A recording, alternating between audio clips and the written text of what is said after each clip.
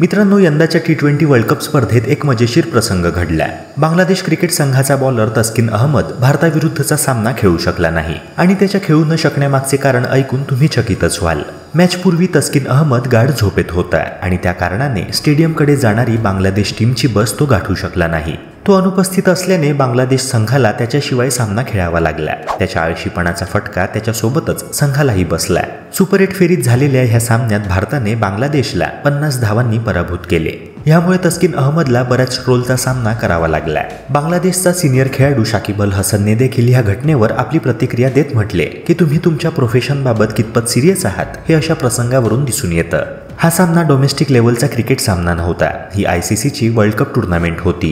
अशा मुख्य सामन्यापूर्वी तर अनेकांना नीट झोपही लागत नाही आणि आमचे खेळाडू चक्क गाढ झोपेत असतात। इंटरनॅशनल क्रिकेटरला अशा गोष्टी अजिबात शोभत नाहीत। तुमच्याकडे बघून अनेक तरुण क्रिकेटर्स प्रेरणा घेत असतात।